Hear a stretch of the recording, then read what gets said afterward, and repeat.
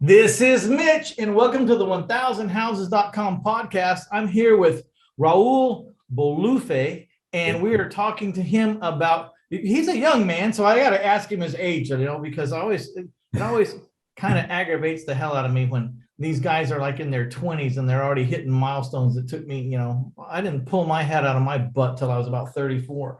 How you doing, Raul? I'm doing good, man. Thanks for having me on here. All right. So we're going to be talking about what are we going to be talking about? Man, we can take it all full circle, man. We can talk about houses, we can talk about age, whatever you want. Yeah. So, but you you started out wholesaling or fixing and flipping? Wholesaling. Started out wholesaling. Isn't that, most people do. I'm like one of the few people that didn't. But most people start out wholesaling, and it's a perfect place to start. It makes a lot of sense because most of us start out broke, right? Were you broke when you started? Yeah, man, broke college student, just living in my mom's house, and I was selling cars, and I was like, I hated every moment of it. I'm like, damn, the only thing the car business taught me was sales, how to be less shy. And it taught me that rich people owned real estate. So yeah, well, it also probably taught you how to jick up deals and do sales wrong. Because I came off the sales car lot too. And I had to get out of there. It's like, man, they're killing these poor people. They're burying them in the back room. It's like, man, I disliked it. I disliked it so much. It's like something in my gut every time I would make a sale was like, but yeah, that's just how I started, man. And yeah, just broke. And I knew that rich people had real estate. This when I would sell cars, like fancy cars and stuff, you ask questions, how much money do you make? What do you do? And a lot of people were like, oh, real estate. I'm like, so one day I just quit. I'm like, let's figure this out. And I found wholesaling through podcasts and things, and that's how I got started in the wholesale stuff. So how old are you now? 29. How old were you when you started? I was 21 when I started. Okay, so you got 8 years under your belt. Yeah. 21, pretty dang young, man. Again, hats off to you. It took me much longer to figure out, so when you jumped, did you have a net? Had you already been exploring it, or you just had enough of the car business and you jumped and you started from scratch? Yeah, I mean, I had done some research, kind of like what a lot of us, maybe some of your listeners, do look on YouTube, podcasts, things like that. I found a guy that was doing wholesale, and I kind of like followed him around and bugged him a little bit until he like accepted that, okay, you weren't going away. Yeah. So he accepted I wasn't going away. He's like, all right, fine. He's like, all right, fine. If you give me $5,000, I'll teach you. And I'm like, shit, I don't really have $5,000. Like I quit my shit. And so I borrowed some money from family or whatever. I got him down to 2,500 and 2,500 later and whatever. And after bugging him a little bit, I paid him. And, he taught me how to do my first deal. And it took me 3 months, but that's really how I got started. So when I quit, I honestly, that first deal is the key, isn't it? Oh man, it is. I mean, it doesn't matter how much you made on your first deal. Usually it's just a little bit. I think some people get ruined if they make a lot of money on their first deal. It could be really dangerous. What did you make on your first deal? $6,000 on my first deal. It's just about the typical flip. The typical wholesale. The typical wholesale is between 6,000 and 8,000. You know what I mean? So yeah, and it was a complicated one, but like I learned a lot, and I'm like, if I could do it once, then I could do it 3 times, and it just instilled that little bit of confidence in me. I'm like, all right, let's do it. Let's get another one. So are you still wholesaling today? Yeah, so we have a wholesale business. So we're still wholesaling today. That's primarily the income. And then we do some fix and flips. I own some rental portfolio, and I actually do some owner finance deals because I read your book. You read the Art of Owner Financing, or is that the one you read? Or yeah, the Art of Owner Financing. Okay. So are your owner finance deals in Florida? In Florida, that's right. Yeah. Are you doing land trusts, or how are you? Because Florida is a little hard to foreclose in sometimes. So yeah, I'm just doing a deed, just selling on deed. I'm not doing contract for deed.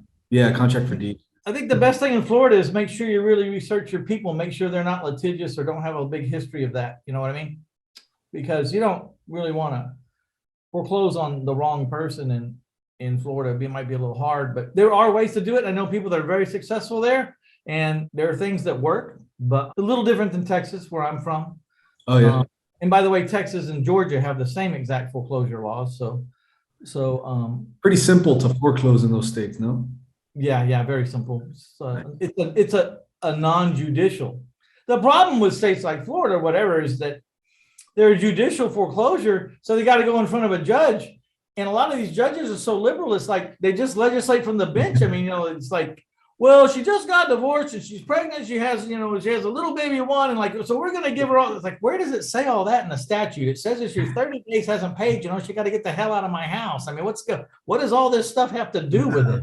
You know what I mean? So that's the problem with a judicial foreclosure. Plus, they can just keep postponing the court date. Oh, I was sick today. And then you get on the docket, and you can't get on the docket now for another 60 days or 90 days. Heaven forbid we're in a big foreclosure time. There was a time in Florida you couldn't get on the docket for 6 months. You know what I mean? The same in Texas, But anyways, how many wholesale deals do you think you've done since you were 21 and now that you're 29? Ooh, Just a guesstimate. It's not a big deal. probably like around 500. Wow, you see, that's a lot of deals. But flips are in and out. Do you have a machine that does that, or you've got it organized now so it's kind of automated, or what? Yeah. Throughout the years, I've kind of focused on building a little bit of a machine. I did it all by myself for a few years, probably like maybe 3 or 4 years. I did it maybe by myself and with 1 or 2 other guys or partners and things. But now, you kind of need that though, right? Because you go out there and you get to see what really happens, and you get to smell the air, and you get to know, okay, well, I read the book by the guru, but that's not exactly how it works. Not exactly. Yeah, no, like I see young guys, and I don't mean to like not to put them down or not inspire them, but to scale out of a business in like a year or two, it's although it might be doable, I don't think it's very feasible or anything. So yeah, for like a bunch of years, I did it by myself or with like 1 or 2 other guys, and then now we have COO, sales manager, we got like 8 acquisitions people, things like that. And the machine kind of moves. I'm still very involved. Like my office is right over there, and I was in there today helping out on deals, jumping on the phone. So I'm not like disconnected, but the machine moves fairly without me. You could figure it out to get out of it if you wanted to. You still want to be engaged, obviously, or yeah, you'd be doing it. You're at 29, you're still in the deal junkie phase, like you're still just hooked on deals. Yeah. And since now we're like buying a lot of deals and doing some renting and flipping, like I like to see it from the ground level and like be from step 1 of negotiations, even if it's like one of our acquisitions guys. Like I like to be there and be like, okay, let's try to get at this number. Like, yeah, I'm still in the deal junkie phase for sure. Call me when you're 40. You'll be like, yeah, I'm on a boat. I never want to see a house again. I have a phone. They take a picture of the numbers in the contract in the house, and I thumbs up or thumbs down, and then I go fish. And then I go, we'll put it on the calendar in 10 years. We'll do it on the podcast. Let's do it. So then you're fixed. Okay, so let's just talk about this real quick. Maybe one of the things you connected to in the book, The Art of Owner Financing, which, by the way, you can get at 1000houses.com. You can also get it on Amazon, but it's cheaper at my site, and it includes shipping. So was that, let's say the average wholesale deal was 8,000. Well, I'm picking up 8,000 or more in a down payment because I'm seller financing the house for 30 years at 10%. So after I collect my 8,000, I mean, when you do your 8,000, it's a wholesale deal. It's over with. It stops. It's ended. It's one-time cash. It's done. When I do my 8,000 or 10,000 down, they still owe me an average of $500 a month positive cash flow. So, and I owner finance my houses for 30 years, which is 360 months. So, they owe me 360 times $500 or $180,000 more in the future is what they owe me of positive cash flow after I've collected the down payment. And that's where I'm not condemning wholesaling. Almost everyone starts there, and it's a great thing, but you got to realize the only difference between being a wholesaler and a seller financier, which means making the 8,000 and you're out, or making the 8,000 and you're still owed 180,000 in the future, is some kind of funding, probably private money. So Yeah. if all you do in 2022, if you're a wholesaler, is learn how to get some private money so that you can hold on to a lot of these deals and stay in the middle, then that's a really, really valid course or goal for 2022, because my God, there's a reason why I'm a multi, and it goes on and on and on, because every deal I make, I'm still owed $180,000 to $220,000 in the future. It's just right there on my bottom line. Yeah.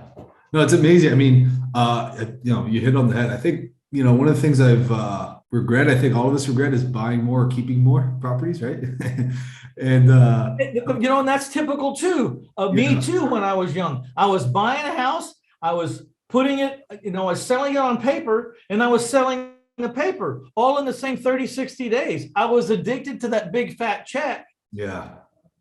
Actually, and I didn't even quit until the economy went in the crapper and they closed. And then I had to hold on to them. And then I thought, why in the hell did I ever sell a note? Yeah. No. I don't learn easy, man. I learn slow. So then you go from, it's kind of a natural progression, right? You go from wholesaling, you go to fix and flip, right? Are you doing some of those? Yeah, we'll do some of those. I think we did, like, last year we did like 10 of them, and this year we'll probably do like 20. Yeah, well, let's go. I digress. Let's go back to the wholesaling. What's the average price range of the house that you wholesale the dealer or sign your contract? We're doing average is about 120 to 150,000 average price point of a house that we wholesale. That's the contract price that you assign? Yeah. Wow, that's still affordable housing, really. I mean, it didn't used to be 5 years ago, but today that's affordable housing still. I know. It's been crazy. When you do the fix and flips, what's the price range? Yeah, about the same. So we'll buy off of our own wholesale company. So we try to buy under 220K purchase price, and then sell, in the high 200s, low 300s. That's kind of like our little niche there. Cool. So you've got the one-time cash events hammered. Yeah. You're doing some temporary cash events like the owner finance notes. What is your forever strategy? Man, for a long time it was rentals, and then Like houses or apartments or duplexes or what? houses to fourplexes. I hate that business. Did you enjoy it? No, so that was where I was going next. Like, as you start like seeing the reality of it, it's like, oh shoot. So on my goals this year, I want to buy a 12 unit or plus and sell. I want to sell off a couple houses and buy one of those. Yeah. So would you agree with me? Like, the buy and hold is the biggest myth ever portrayed on the real estate community. They make it so simple. You buy a house and your payment's 500 and you're collecting 1,000 and you're keeping 500, and then they blow right past it like nothing's ever going to break and no one's ever going to tear anything up and everyone's going to pay you on time and no one's going to steal your plumbing. You know what I mean? Yeah, it's definitely a myth. It's 100% a myth. Like, I review my properties with my assistant every Monday. So yesterday we did it. And the only two properties I never talk about are my owner finance ones, which I never, we never have a conversation about them because we're just owner finance. Hey, right? And if something breaks, it's not your, it's their, right? And so, I love that business. I'm so passionate about that business. I mean, it has a flaw. It has, let's say it has at least 3 flaws. Right. One is you don't get appreciation. 2, you don't get depreciation. And 3, it's just temporary. You're good. Notes run out. They expire. You know what I mean? Yeah, and so they'll pay you off early or whatever. Yeah. So now appreciation, not too worried about. I'm sure you're not either, because you bought the house for 50 and you sold it for 100 in like 30 minutes or 30 days if it took a long time, right? Yeah. So if you want to annualize that, that's if it took you 30 days, that's a 1,200% markup, Yeah. So I'm not worried about that. Depreciation, yeah, it was a kind of a concern, but what happens is you get 4 or 5 notes and then you sell them or you collateralize them and you go build $1 million mini storage. You know what I mean? And all of a sudden now you got $1 million worth of depreciation. Yeah. And then the last one was temporary. You got, and then when I bought the storage, that was a forever play. That would end when I decided that storage was going to end, because I'm collecting rent. Rent is forever. Payments have end dates. So anyways, are you studying someone in the apartment arena? Are you doing syndication, or you just want to own your own outright? Yeah, I just got I have about two close friends slash partners. We each got, a couple $100,000 we're ready to put down. So I'm just making offers, and between us three, we're just gonna put a down payment. I already got the financing lined up. So You're trying to find the right property, someone to say yes at the right number, right? exactly. I'm just, my goal this quarter is to make about 15 offers on multifamilies, and then I'm just gonna keep making offers till something sticks. That's the name of the game. So to me, did you take some big apartment finding class, or is it, because to me it's not that complicated. There's expenses and there's income, and and then there's some, is there a lot of deferred maintenance, or am I gonna have to do some rehab or whatever? But other than that, it's like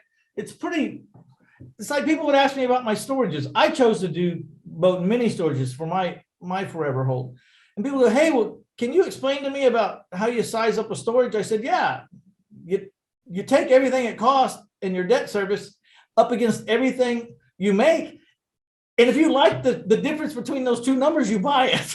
I mean, I don't know what to tell you. Yeah, that's actually the best class I took, it wasn't a class, but I just called up a commercial lender that was referred to me. I said, hey, listen, here's a building I'm looking at. Can you help me with the numbers? How would you look at it? And we spent about 45 minutes on the phone with a commercial lender from a bank. And she ran me through her spreadsheet and everything. And I'm like, perfect. Like, now I know exactly what to do. Like, I didn't need a class. Like, I just went straight to the lender. I said, hey, if I were to bring you a deal, how would you look at it? So I know to bring you good deals. And she said, okay, this is the income, blah, blah, blah. Here's my spreadsheet. Just plug it in there. If it fits, send it to me and I'll finance. I'm like, oh, perfect. That's one thing about rentals. Pretty easy to find the money for. Everybody and their dog has money for rentals. Everyone understands rentals. Little harder to find money for, that you can borrow to buy a house so you can wrap the mortgage on it. Yeah, that was my challenge of why I haven't bought more, really. But I can help you with that. Oh, yeah. Honestly, I didn't get you on here to sell you a course on private money, but I mean, I can help you with that for sure. I did exactly what you said in the book. I found a lender for 5 years, private money, about 8% interest. I ended up getting it at 10 because, Yeah, that's fine. But I started out at 10 too. Actually, I started out at 18% and $2,000, but Damn. So yeah, I did that on 2 deals, 5 years, and I just wrapped it. And very simple. Bought it for 47, sold it for 99.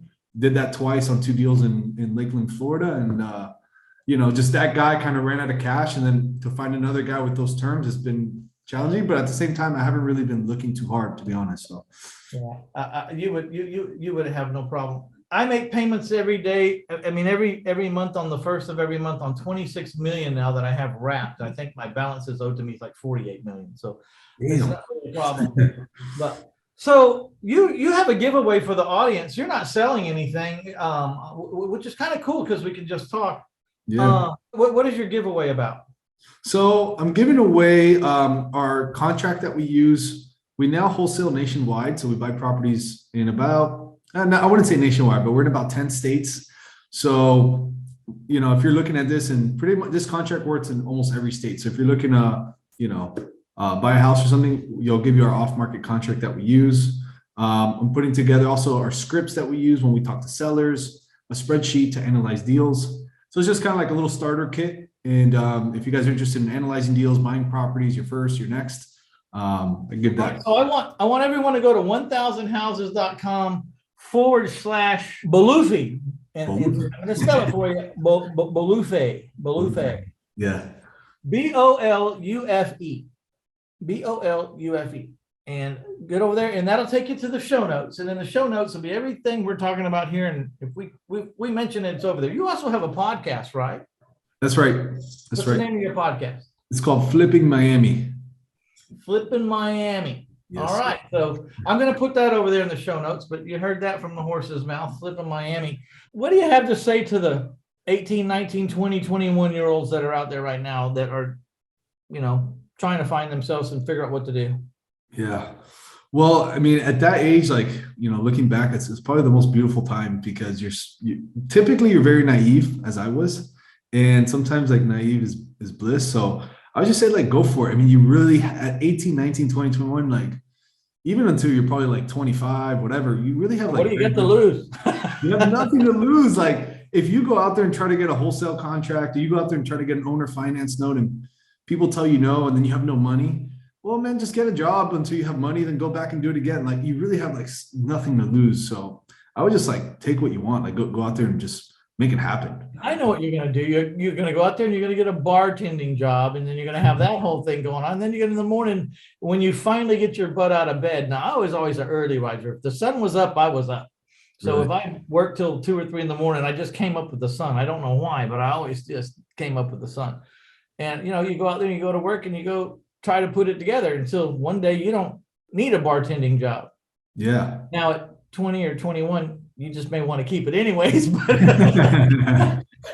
But when you start making, more in a couple of deals in 1 month than you made the whole year bartending, it starts to lose its luster a little bit, doesn't it? Yeah, for sure. So did you start part-time or did you just jump? Kind of like when I was in the car dealer, I would say I was probably putting in like 10 hours a week, like started sending mailers, like the handwritten mailers and stuff. And probably about 10 hours a week I was spending like while I was still working. And then when I just got fed up and then I went full time, after. Well, did you make a hit before you quit, or you just got fed up because you knew you could do it? You just weren't able to put in the time, so you had to quit. Not really. I was getting phone calls and like interest, but I didn't make a deal before I quit. I quit without a deal, basically. You're brave. You're a jumper. We call you jumpers. Quick start. I had to plan a little bit. I did a few deals and had my whole year's salary in the bank before I jumped. And then I said, all right, I make like $35,000 a year at my bartending job or whatever. So I got $35,000 in the bank from the last 2 or 3 or 4 deals. I don't remember, and I said, so I got a year to see what I would do if I'm full time. And ended up doing 45 deals that year. So there you go. I never went back to the job. But what's your big why? I mean, where are you headed? What's the goal? Big goal, huh? Man, I think just like in like a deep perspective, like I just want to do what I want when I want type of stuff. But as far as like a more practical thing, honestly, I just want a big house on the water and no worries, and I don't want money to be a worry. I want like my family, my friends care of, and I also want to create a bunch of like really successful people in our organization. I don't know, that's basically where I'm going. I want to, I don't want money to be a worry. I want to just live how I want, and that's pretty much it. Yeah. So people ask me why I still do this, because well, if you have so much money, why are you doing all this stuff? I said, well, I mean, I've been retired and sat down, and what do you? I mean, that's boring as hell. I mean, what do you do then? I don't play golf, but if you had to play golf every day, it's not fun. You know what I mean? Yeah. The reason why you like it was like you used to play on the weekends. It was a treat. So what I figured out was a couple of things. One was self-preservation. For sure. A guy with a lot of energy, with more money than he'll ever need, that has nothing but time on his hands, it's a very dangerous place. We find a guy with a lot of money and all the time in the world on his hands and a lot of energy will find very aggressive demons. Not that I had any real problems, but I was smart enough to see real quick that this is a dangerous place. I need to get busy.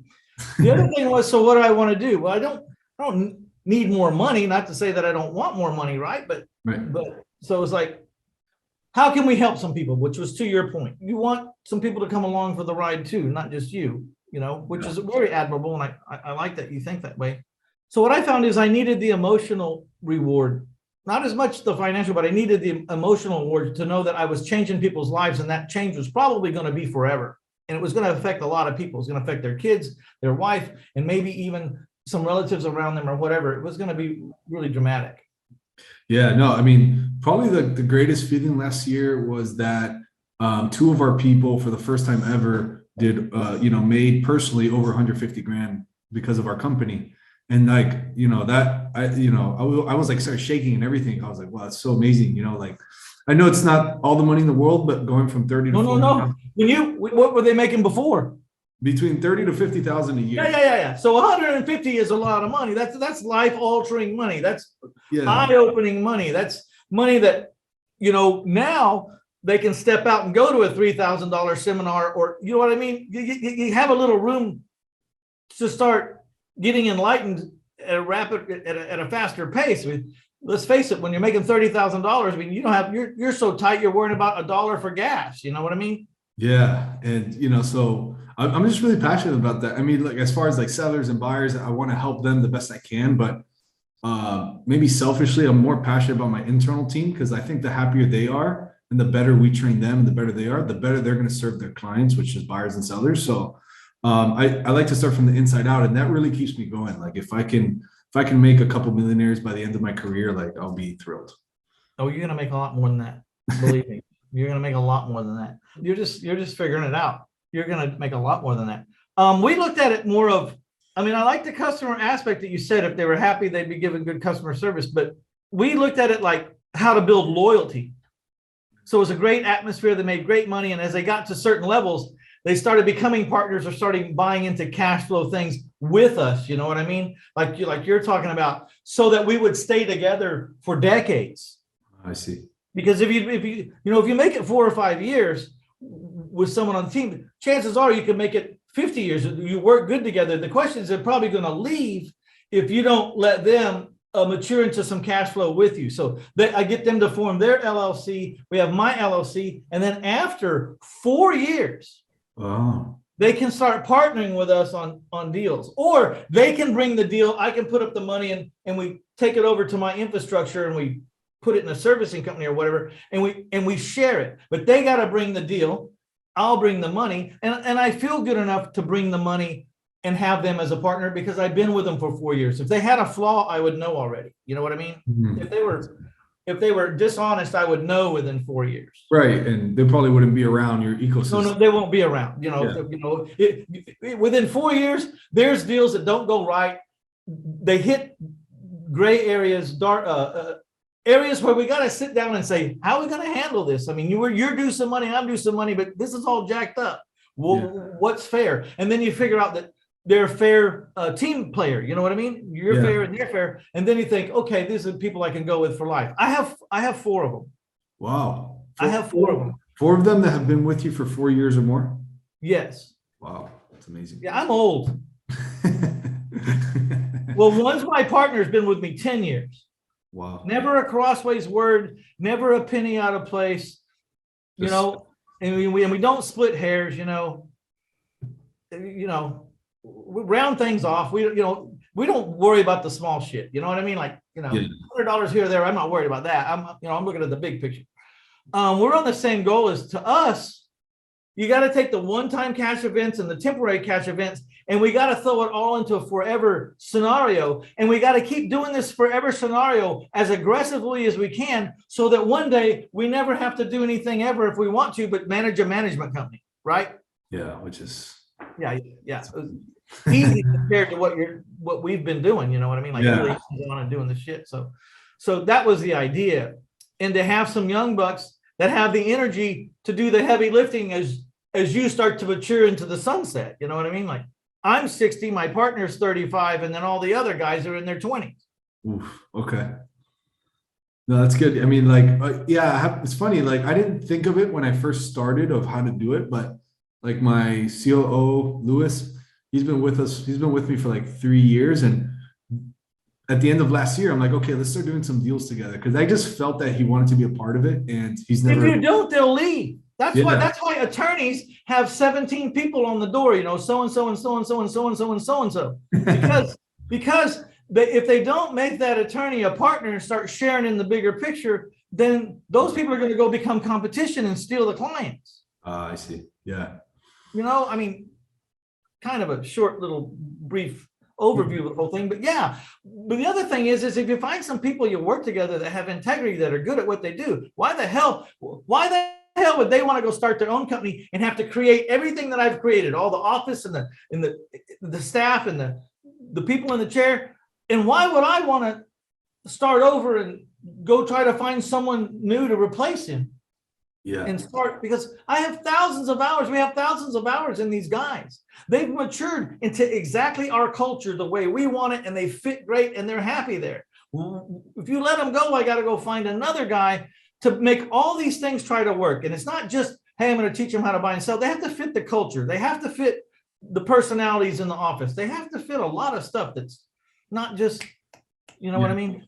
It's not just put an ad and get somebody in the door. No, it takes a little bit to get one of those 4-year guys for sure. We went through a lot of people. Yeah. And that's the stage we're kind of at now. Like we just got like an in-house recruiter to recruit like one new salesperson every week. And it's not because we want to keep everybody, but it's actually to get as many people through the door, see them work, and then the people that really fit, then kind of like be like, okay, you're coming over here with me, you know? So yeah. So do you use personality tests? We use personality tests. We use a disc profile, the disc. Yeah. I think that's really helpful, because I used to pick people that I liked, that I was familiar with, you know, that it seemed like they were cool to me. They never worked out. When the disc file said, pick this guy, I looked over and said, this guy is has a master's degree in mechanical engineering. There's no way in hell. That's the guy that's been with me now 5 years. Wow. Yes, the guy's gonna keep all your stuff in there, all your ducks in. Well, no, he was just an acquisitions guy. Oh, really? But I didn't think an acquisition. He happens to have a personality, though. When you think of mechanical engineers, I don't really think he's the most outgoing guy in the world. He was pretty outgoing, so I guess it worked. But I would have never guessed that a master's in mechanical engineering from A&M would like be one of my top acquisition guys. That's pretty crazy. I hadn't heard about something like that. Well, but because of his, whatever it was in his personality, the disc test said he's your guy. I told my partner, I says, there's no way this guy's going to make it, but my track record's so crappy with 100%, like 100% failure rate, that I have to go with this one this time just to see. And every time I went with a test so far, it was good. You know? The test helps. It helped us with like admin when we were like hiring a disc. Absolutely. A TC, because like you can't really get like high drivers in that role, from like my experience at least. You need like the more stable, the high S, high C. So yeah, it helped over time for sure. Well, one of the things we tested for was not an entrepreneurial bone in their body. Yeah, you know what I mean? They weren't going to start anything, but they would make great money. Now, not to say that they couldn't or wouldn't, and I guess they would if push came to shove, because they've gotten really good at what they do, but they really don't want to. Yeah. You know? The other thing is one time my daughter Shannon's been in the center of the office for 27 years, and she finally, you had to get an assistant for her. So we tested Shannon, my daughter, to find out everything she was strong at, and then we tried to find someone else who tested in everything that she was weak at. Was the guy that we wanted, the girl that we wanted, or whoever was going to be high in the areas that my daughter was weak. So we weren't hiring the same person. I see. Needed the fill-in person, the one to complete the circle. And so that worked out pretty good. No, that's amazing. Yeah, I mean, like when I was like first hiring or getting my first partners when I was like 22, 23, and like I had good partners. They were part family, part friends, but they were good people. They helped me a lot, but we were all really the same person. And it didn't, it just didn't end well, because my mistake. I didn't like do the homework and like learn about personality tests. I just, so you're 21, give yourself a break. Holy crap. Yeah. You know what I was doing when I was 21? I had my head way up my keister, man. So I wasn't thinking about that. Anything else you want to add maybe before we wrap it up? Or what do you say to these guys that are out there that trying to better themselves, maybe thinking about entrepreneurialism? Man, you gotta really want it, man. I think the step one is just commit. If you if it's a thought in your mind and you've like maybe lost sleep over it, or if you thought about it a few times, maybe you talked to your girlfriend, your boyfriend about it, I would just at one moment in your time at a coffee shop, in your house, like just commit, like be like, okay, I'm gonna do it. And it doesn't really matter how you're gonna get there. I think the first thing is just like really commit and like feel it. I remember I don't remember the exact moment, but I remember leaving the dealer and I was like going home and I was like, all right, I'm gonna do this. Like I'm gonna figure out the single thing. I was dumb. I got really bad grades in school. But I just committed. I'm like, I'm going to do it. I don't know how, but I'm going to figure it out. And I followed a guy around. I bothered him a billion times. Like, I didn't do the So you don't have a college. You're not in college either, because if you started at 21, you didn't go to college. It took me 7 years to get my bachelor's degree, but I finished last year for my mom. I got it. I got a bachelor's. Oh, for mama. I get it. I got it. Mama. I got the little paper for mama, and that was that. Took a little longer than expected, but I got it. Yeah. Do you think that you can learn to be an entrepreneur, or do you think you're born to be an entrepreneur? No, I definitely think you can learn. I definitely think you learn. I think there's people that obviously are born with a little bit more of an intent towards it, or maybe their family or whatever. But I 100% think you can learn if you commit and like you decide to do it, for sure. Yeah. All right. This is Mitch with 1000houses.com. I want everyone to go to 1000houses.com/Bolufe, Bolufe, and get your free contract that he's been using to buy houses in 10 states. Also a spreadsheet to size up some houses. And what else? A script tips to talk to the sellers, right? Yes. All right. Go there, get that. If you enjoyed the episode, let us know. And I'll talk to you soon. It's been a pleasure having you, Raul. Appreciate you. Oh, thank you, man. Thanks for having me. All right. I like the pictures in the background. I got to get some of them. I like that. That's good. All right. We're out of here. Bye now.